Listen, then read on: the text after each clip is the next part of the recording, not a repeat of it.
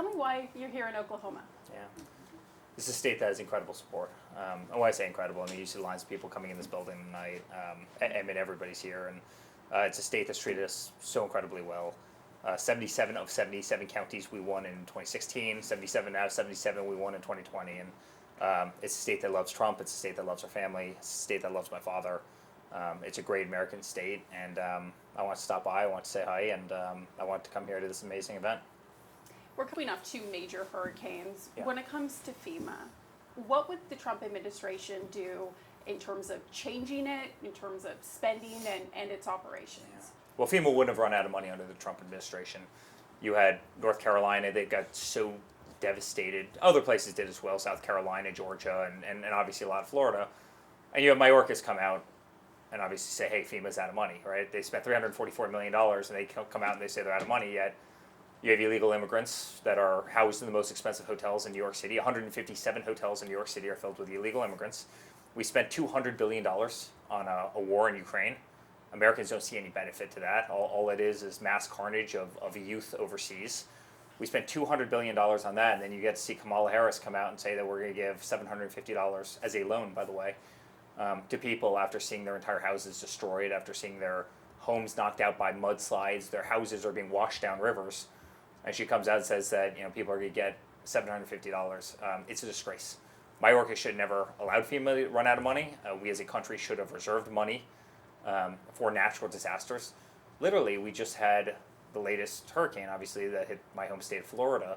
I was there for the hurricane. It devastated the state, and FEMA's out of money. It's not acceptable in the United States of America. We're so much better than this. We know that the Harris campaign this week is ramping up efforts to try to win over black male voters specifically. Is the Trump campaign seeing an uptick in support when it comes to that specific demographic? Seen an uptick when it comes to African American support by the biggest numbers I think any Republican has ever seen, by a lot. Hispanic voters, youth voters. Listen, the reality is this country's not working right now. It's not working. Everything's unaffordable. There's not a single person that's watching us right now that thinks anything in this country is affordable, because it's not. Groceries are up literally 100% over what my father was saying. Gas has tripled in prices. Go look at mortgage rates. Mortgage rates are 8% right now. Try refinancing your home right now. 8% versus 2.5% under my father. Look at rents in this country. Look at the cost of an iPhone. Look at utility bills. Look at car insurance. Look at normal insurance. I mean, everything in this country is unaffordable, yet people haven't gotten raises in this country in a 4-year period of time. Wages are stagnant. There's more people working 2 and 3 jobs than ever before. And everybody feels it, and everybody knows it. And I think people feel incredibly let down. They see a president that's literally lying on a beach on a Monday, sleeping. That's not the image we want for America. You have a candidate right now in Kamala that can't get through an interview. She goes on a podcast called Call Her Daddy, as a hurricane is literally devastating the Carolinas and one's about to hit the state of Florida. These aren't serious people. And the whole time you have wars all over the world. You've got mass carnage. You have Israel, our greatest ally, that's being shot at every single day by Iran. Religious liberty is being lost in this country. Our Second Amendment is being lost in this country. Freedom of speech is being lost in this country. The family unit is being attacked in our nation.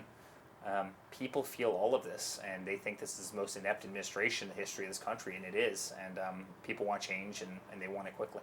I want to go back to the economy. You touched on it. This is a major issue. For a lot of voters, it is the #1 issue. The Harris campaign claims the former president's, your father's, economic plan will actually increase inflation. Is that accurate? My father had 1.5% inflation, 1.5. And they brought that up to 8, 9, 10. And they actually understate the numbers, because I think anybody in this country that owns a business understands that expenses have grown quicker than that. It's devastating this country. And all of that was created by the war on oil and gas. I mean, it's and their horrible spending, but really their war on oil and gas, which a lot of economists will say is 60% of total inflation. Look at the price you pay at the pump. My father had $1.89 gas. What is it now? $5.50, $6, depending where you are in this country. If you live in a great state, it might be in the high 4s. It's totally unaffordable. Again, look at your utility bills. Look at your groceries in this country. Look at everything. The reason that interest rates had to go up was to combat their rising inflation, right? That's why houses in this country are unaffordable. Good luck being, a young couple. You want to go out, you want to buy your first house. Houses have doubled in cost. mainly because the building materials have gone through the roof.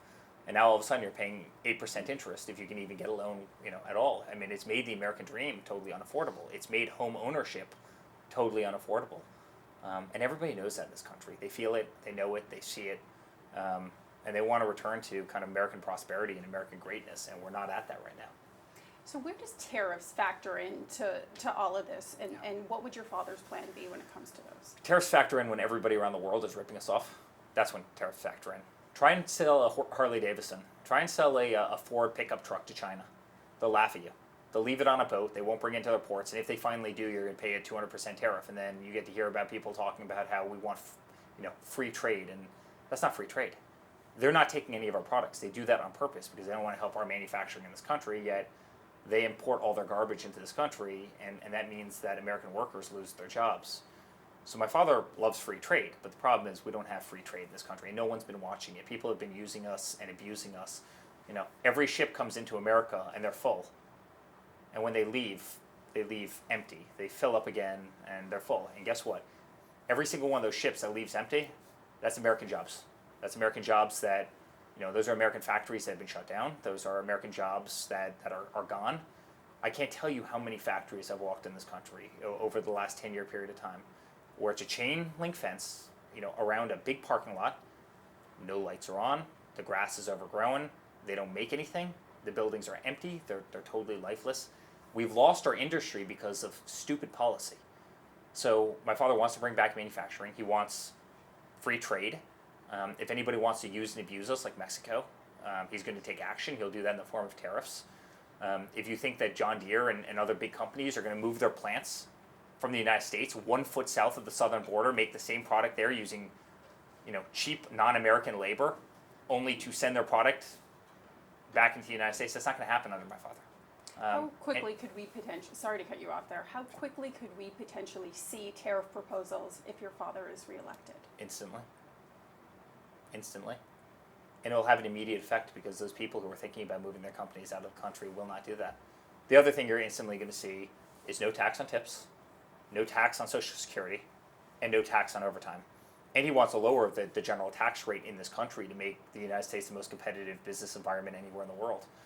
If you lower taxes, if you decrease regulations, if you let American capitalism thrive, if you allow people to actually take home their money and spend the money on the things that are valuable to them and their families versus the government, hey, they've spent $200 billion, as we were talking about before, in Ukraine.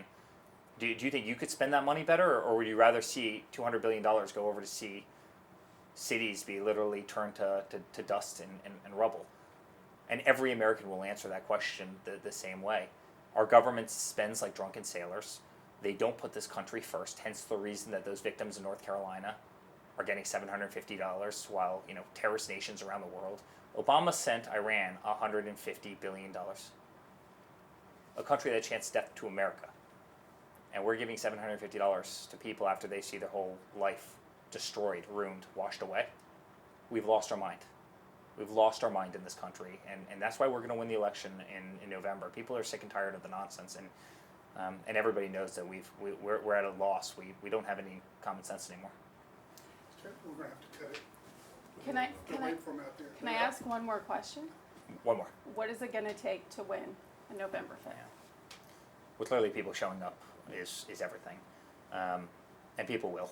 The enthusiasm is unlike anything I've ever seen before. There's so much love out there. They've done everything they could to take my father out. They tried to impeach him. They made up dirty dossiers. They made up the Russian collusion hoax. They tried to take him off the ballot in Colorado. They tried to take him off the ballot in Maine. They went after him with every AG and DA in the country. They raided his house. They came after me 110 subpoenas later, actually 111. They went through his wife's closet. They raided his kid's room. I mean, I could go on and on and on. They tried everything they could to stop my father. Somebody tried to kill him. You saw that in Butler, Pennsylvania. Then somebody 5 weeks later tried to do the exact same thing. They tried everything they could to take him out, to take him down. And I think the people of this country have seen the onslaught, how unfair it's been. I think people have seen how unfair the media coverage in this country has been, the one-sided, kind of very weaponized media coverage. You know it all too well.